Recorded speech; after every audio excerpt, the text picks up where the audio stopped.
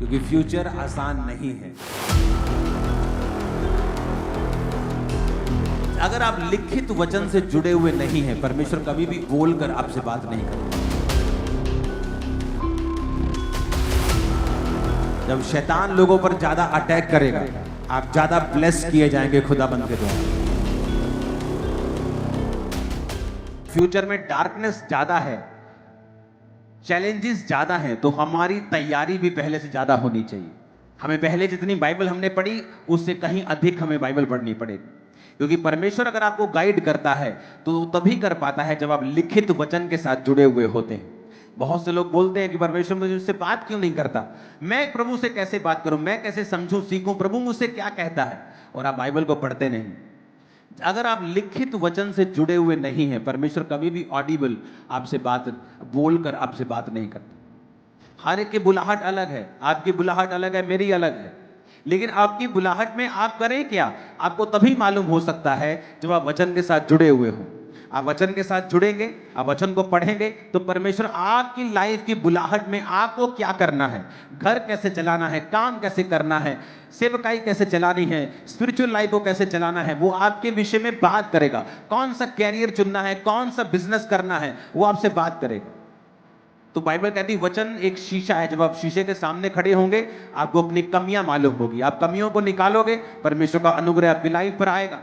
तो ये चीजें आपको समझनी है, बुद्धि के साथ चलना है, प्रार्थना के साथ चलना है, फास्टिंग के साथ चलना है।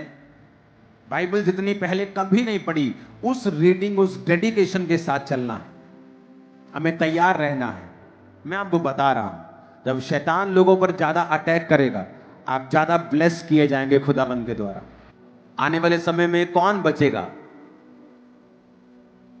जिसका पैसा बैंक में होगा वो नहीं, मैं फिर कह रहा हूं, वो बचेगा जो धरती के साथ जुड़ा हुआ, जिसके पास जमीन होगी। आज आपको मालूम नहीं कौन सा बैंक उठ के बोल देता है कि ये बैंक बंद होने वाला, अपना पैसा निकाल लो। आपको पहली बात प्रार्थना करनी है, और आपको क्या करना है, आपको जमीन के साथ जुड़ना है, आपको अपनी सेविंग को बचाने की आदत डालनी है। अगर आपके घर में बकरियां रखने की जगह है, बकरियां पालो, भेड़ रखने की जगह भेड़ पालो। कोशिश करो जो आप महीने का कमाते हो उसे सेव करो, और जो घर का खर्चा है उसे बाहर से चलाओ। अगर घर में 4 जन हैं, वो चारों काम करें, घर से काम करें। हर बंदा फैमिली का जो अडल्ट है वो फैमिली में जोड़ने की कोशिश करे, हाउस मीटिंग करें। आपके बच्चे जो बड़े हैं, कम से कम 12-15 साल, उनके साथ, वाइफ के साथ एक मीटिंग करें, एक टारगेट सेट करें इतनी सेविंग का। आपको वो थोड़ी लगती, डोंट वरी, सेविंग करना स्टार्ट करें। मैं आपको बता रहा हूं, क्योंकि जो फ्यूचर है आप तभी बच पाएंगे अगर आपने सेविंग की होगी। आप सेविंग करके उसका प्लॉट लें, अपनी लाइफ में 50% सेविंग करने की आदत डालो। अगर आज आप 5 लाख की गाड़ी लेते हैं, 5 साल के बाद उसकी वैल्यू 1 लाख भी नहीं। आज आप 5 लाख का एक प्रॉपर्टी लेते हैं, 5 साल बाद उसकी वैल्यू 10 लाख से ज्यादा है। तो आपको क्या चाहिए, कार चाहिए कि प्लॉट चाहिए? लेकिन लोगों का ध्यान नहीं।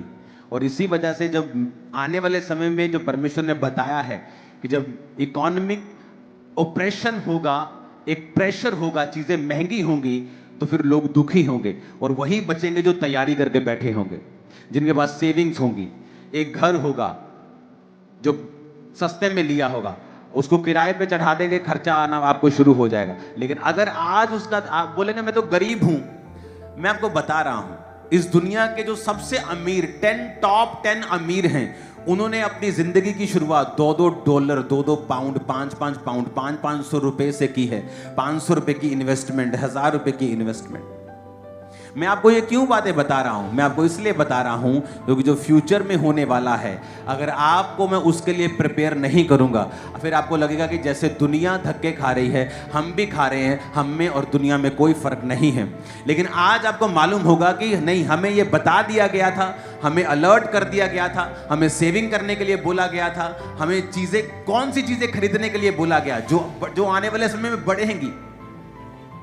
आप गाड़ी सस्ती लेके भी चला सकते हो काम, अगर आपको गाड़ी चाहिए चाहिए, लेकिन अगर आप उसको सेविंग करेंगे, फ्यूचर में आप मेरा थैंक्स करने के लिए जरूर आएंगे। मैं आपको बता रहा हूं, आपके पास सोना होगा, चांदी होगी, लैंड होगा, जमीन होगी, जानवर होंगे।